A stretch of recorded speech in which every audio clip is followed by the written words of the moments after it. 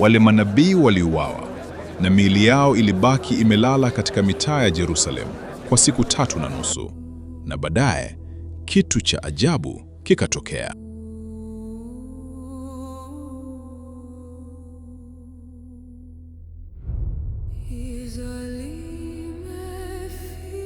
Wakasikia sauti kuu kutoka mbinguni ikiwaambia, "Pandeni huku."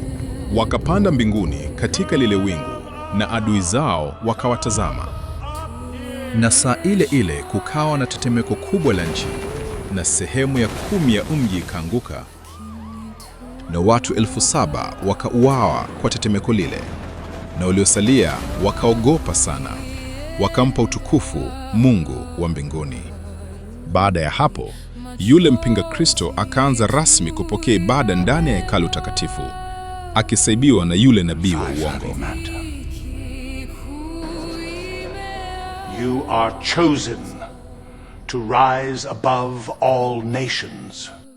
Basi turudi katika mji mdogo alipokuwa akiishi Neni pamoja na mke wake.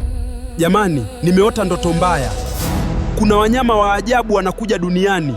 Bosco pamoja na mkewe walifanikiwa kukimbia kutoka kule porini walipong'atwa na mnyama wa ajabu. Nimeng'atwa na mnyama wa ajabu hai. Ni nzige mkubwa mwenye kichwa cha mtu. Tumeambiwa kuwa kuna watu wawili wameingia kutibiwa hapa bila alama. Wote wawili mko chini ya ulinzi kwa kutokuwa na alama. Tulishatangaza kuwa hakutakuwa na huduma yoyote bila ya kuwa na chapa. Neni aliendelea kupewa mateso kule polisi kwa kosa la kuota ndoto inayowaambia watu ukweli.